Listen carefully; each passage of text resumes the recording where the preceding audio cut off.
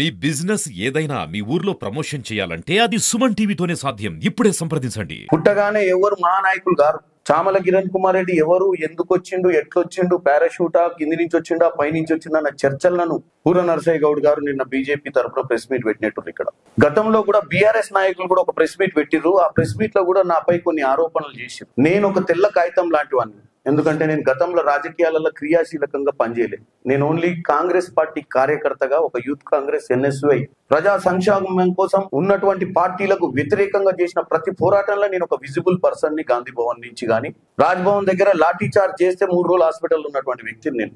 ఆ రోజు బలగాలు నా మీద చేసి ఈ రోజు నేను అసలు రావద్దు అనుకున్నా. ఎప్పుడు కూడా నేను ఒక నెగిటివ్ లైన్ లో ప్రెస్ మీట్ పెట్టొద్దు అనుకున్నాను నా లైఫ్ లో. ఎందుకంటే ఒక కన్స్ట్రక్టివ్ లైన్ లో నాయకుని కావాలనుకున్న ఒక యువకుని కాబట్టి. వేరే వాళ్ళ గురించి నెగిటివ్ మాట్లాడటం, వేరే వాళ్ళ మీద బురద చల్లడం, వేరే వాళ్ళ క్యారెక్టర్స్ ని అసాసినేట్ చేయడం, ఇది ఒక ఆనవాయితీ అయిపోయింది రాజకీయాలలో.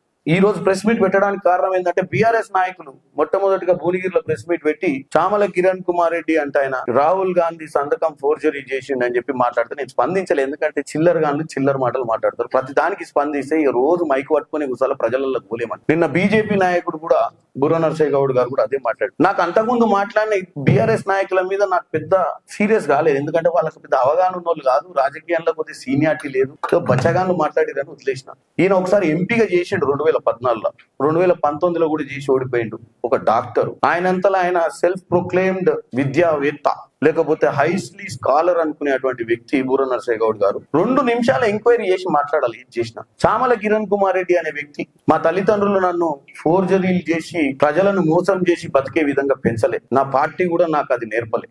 యూత్ కాంగ్రెస్ ఎన్ఎస్వీ నుంచి ఏ కారణాలు లేకుండా, సరి అయినటువంటి ఆధారాలు లేకుండా ఒక మనిషి మీద బురద చల్లి అయిపోయింది, బురద చల్లినాం, సోషల్ మీడియాలో నడిపిద్దాం, ఇది ఇక అయిపోయింది, ఇక కిరణ్ కుమార్ రెడ్డి అనే క్యారెక్టర్ ని ఏఐసిసికి పోయి అసలు వాస్తవాలు తెలుసుకోవాల్సిన అవసరం ఉంది. చామల కిరణ్ కుమార్ రెడ్డి ఫోర్జరీ చేసిండా? చామల కిరణ్ కుమార్ రెడ్డికి రాహుల్ గాంధీకి ఉన్న సంబంధాలు ఏంటి? చామల కిరణ్ కుమార్ రెడ్డికి ఈ రోజు ఈ బీఫామ్ ఇచ్చింది ఎవరు? ఫోర్జరీ చేసిన ఎవడన్నా పార్టీలో పెట్టుకుంటారా? ఫోర్జరీ చేసిన పార్టీలో పెట్టుకొని మళ్ళీ పార్టీలకు బలవంతంగా రాహుల్ గాంధీ గారే నాకు అత్యంత సన్నిహితులుగా ఉన్నప్పుడు 2016లో మరి బూర నరసయ్య గౌడ్ గారు చెప్పాలి. అలాంటి ఆరోపణ చేసే ముందు ఒక్క 2 నిమిషాలు ఢిల్లీకి ఫోన్ చేసో ఎవరికైనా ఫోన్ చేసి నిజమా తెలుసుకునే ఒక ప్రయత్నం ఎందుకు చేయలేదని. బీఆర్ఎస్ వాళ్ళు అన్నారు కదా అని చెప్పి నీ పాత స్కూలు, నీ పాత పార్టీ వాడు ఏదో అన్నాడు కదా అని నువ్వు కొత్త పార్టీలో ఉండి కూడా ఆ పాత పార్టీ ముచ్చట్లు తీసుకొని నువ్వు మాట్లాడినావంటే నీ ఇంగిత జ్ఞానాన్ని వదిలేస్తున్న బూర నరసయ్య గౌడ్ గారు. నా దగ్గర కూడా నీ మీద చాలా వచ్చినాయి కాగితాలు. నంబర్ మీరు 2 రోజులు అయితే మనిషిని డ్యామేజ్ చేయొచ్చు కదా అనుకోవచ్చు. నేను అట్లా చేయొద్దు అనుకొని చాలా కంట్రోల్ చేసుకున్నాను. కానీ ఇలా తప్పనిసరి పరిస్థితుల్లో ఈ ప్రెస్ మీట్ పెట్టి వాస్తవాలు తెలియజేయాల్సిన అవసరం అయితే ఏర్పడ్డది నాకు. రేవంత్ రెడ్డి గారికి నేను ఏదో మధ్యవర్తిత్వం చేస్తానట చెప్పకనే చెప్పిండు భువనగిరి ప్రజలకు నేను రేవంత్ రెడ్డికి అత్యంత సన్నిహితున్నాను. మరి భువనగిరి ప్రజలకు మంచిదే కదా, నేను అత్యంత సన్నిహిత, భువనగిరి డెవలప్మెంట్ అయింది కదా. ఈ నమ్మకం అయితే భువనగిరి ప్రజలకు కల్పించిండు ఆయన. కిరణ్ కుమార్ రెడ్డి అనే వ్యక్తి రేవంత్ రెడ్డి గారికి, ముఖ్యమంత్రికి అత్యంత సన్నిహితుడు. సన్నిహితుడు అంటే తప్పేముంది? కష్టపడి పని చేసినందుకు నన్ను ఆదరించుడు మా అన్న. ముఖ్యమంత్రి అయినా ఇలా 24 గంటలు మా ఎమ్మెల్యేలతో మాట్లాడుతున్నారు. మరి వాళ్ళ ముఖ్యమంత్రి గతంలో వాళ్ళ ముఖ్యమంత్రి మరి ఆయనతో ఎందుకు మాట్లాడలేదు? గతంలో వాళ్ళ ముఖ్యమంత్రిని ఆయన ఎన్నిసార్లు కలిసేటోడు పోయి ఎంపీగా ఉన్నప్పుడు 2014లో బంగారు తెలంగాణ నీళ్లు నిధులు నియామకాల మీద తెచ్చుకున్న తెలంగాణను మరి ఈ మహానుభావుడు 2014లో ఎంపీ ఉన్నప్పుడు మరి ఆ నీళ్లు నిధులు నియామకాలు ఎందుకు తీసుకురాలేడికి? ఇవాళ ఒక నినాదంతో ముందుకు వస్తుండు, నేను మస్తు డెవలప్ చేసిన అని. మరి మస్తు డెవలప్ చేసిన అని ముచ్చట చెప్పిన కాగితాలు చూపించవచ్చు కదా. నేను బీసీ బిడ్డలని బీసీ బిడ్డల మధ్యన పోతాను. మేము కూడా బీసీ బిడ్డలమే, మేము కూడా దళిత బిడ్డలమే. మేము మంచి చేయాలనుకున్న ఆలోచనతో ముందుకు పోతున్నాం. మంచి చేయాలన్న ఆలోచన ఉండాలి తప్ప కులతత్వం, కులమతాల మీద కాదు. నేను 2014 నుంచి 2019 దాకా ఉన్నటువంటి బూర నరసయ్య గౌడ్ గారిని ఒకటి అడుగుతున్నా. మీ హాస్పిటల్లో మీరు ఎంతమందికి ఫ్రీ సర్జరీలు చేశారు? ఎంతమందికి మీరు ఫ్రీ వైద్యం ఇచ్చారు? ఎంతమంది బీసీ బిడ్డలకు మీరున్న 5 ఏళ్లలో ఎంత సేవ చేసిరో నేను మాట్లాడా. మరి ఈయన చిత్తశుద్ధి ఉండి 10 ఏళ్ళు బీఆర్ఎస్ పాలన చేసిందండి. ఇక్కడ ఆయన బీఆర్ఎస్ లో ఉన్న నాయకుడే కదా మొన్నటి దాకా. నేను పారాషూటా, ఆయన పారాషూటా? నేను ఎన్ఎస్వై యూత్ కాంగ్రెస్ నుంచి వచ్చిన నాయకుడిని ప్రజలందరూ చెప్తుంటే, నా కాంగ్రెస్ పార్టీ కార్యకర్తలు చెప్పి, నా ఎమ్మెల్యేలు చెప్తుంటే ఎవరు తెలియదు, ఈయన ఎవరు తెలియదు అంటే ఎవరు తెలుస్తాడండి? మీరే చెప్పండి. ఎవరన్నా ఫస్ట్ టైం ఎంపీ అయినా, ఫస్ట్ టైం ఎమ్మెల్యే అయినా, ఫస్ట్ టైం వెనకట గాంధీ గారి నుంచి ఆడ బాబాసాహెబ్ అంబేద్కర్ గారు కానీ ఎవరికి తెలుసు? వాళ్ళు ఒకసారి చదువుకొని వచ్చి రాజ్యాంగాన్ని రాసినాకనే కదా పరిచయం అయ్యేది. ప్రజలు అవకాశం ఇచ్చి నాయకులు చేసిన తర్వాతనే నాయకులు చేసే ప్రజాపాలన మీద నాయకులు అవుతారు, పెద్ద పెద్ద పేర్లు సంపాదించుకుంటారు. ఈ రోజు మొట్టమొదటిసారి 25 ఏళ్ళు కష్టపడ్డాక నాకు యూత్ కాంగ్రెస్ లీడర్ కి టికెట్ వస్తే నన్నే పారాషూట్ అంటుండు. మరి ఆయన ఏ ఏబీపీ నుంచి వచ్చిండు, ఏ ఆర్ఎస్ఎస్ నుంచి వచ్చిండు, ఏం సంస్థ బ్యాక్గ్రౌండ్ ఉంది ఆయనకి? ఈ రోజు బీజేపీలో చెప్పండి. ఇవాళ నా అంతలో నేను ఎందుకు వచ్చిన ముందుకు? తెలంగాణ ప్రజలే కాదు, భువనగిరి ప్రజలకు కూడా చామల కిరణ్ కుమార్ రెడ్డి ఎవరు ఏంది అనే విషయం తెలవాల్సిన అవసరం ఆయనే క్రియేట్ చేసిండు.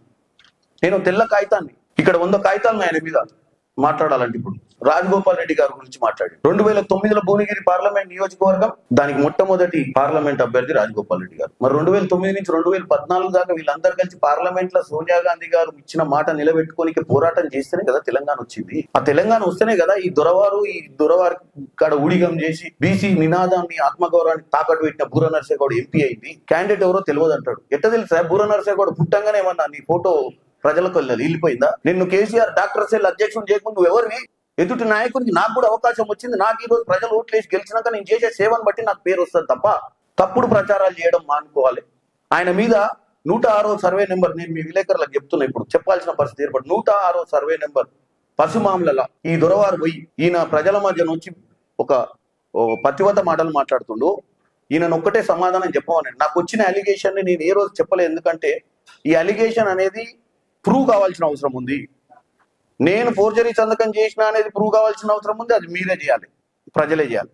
ఈ 106వ సర్వే నెంబర్ లా 7 ఎకరాల భూమి ఎక్స్ సర్వీస్ మెన్స్ కి ఇచ్చిన భూమిని ఈయన పొలిటికల్ ఇన్ఫ్లుయెన్స్ యూజ్ చేసి ఎన్ఓసి తీసుకొచ్చి అక్కడున్న గౌడు బిడ్డల ఆ భూమిలో ఉన్న వాళ్ళందరినీ బయటికి పంపించిండు. ఆ గౌడు బిడ్డల దగ్గర మీరు ఓడి ఎన్ఓసి తీసుకొచ్చి ఎమ్మటే అది ఎవరైనా చూస్తారని దాన్ని ఒక ఇన్ఫ్రాస్ట్రక్చర్ కంపెనీకి జేఆర్ఆర్ ఇన్ఫ్రాస్ట్రక్చర్ అనే కంపెనీకి అమ్మేసి బయటపడ్డాడు. ఇప్పటి మటుకు సమస్య పరిష్కారం కాలే.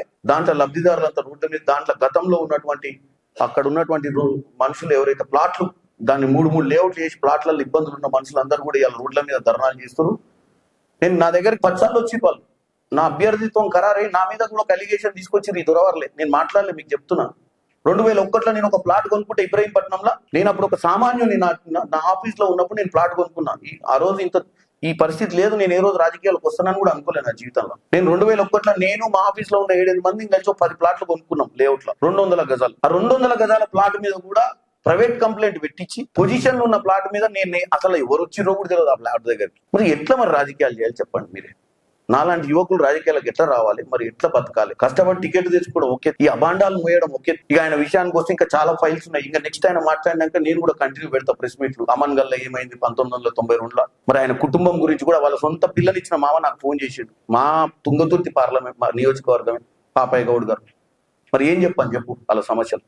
భువనగిరి ప్రజలు తప్పుడు ప్రచారాలపై దృష్టి పెట్టకండి. నేను అనేది ఒకటే ఓపెన్ గా మీ ముందు, బీజేపీ ప్రభుత్వం 10 సంవత్సరాలలో మనకు గాడిద గుడ్డిచ్చింది.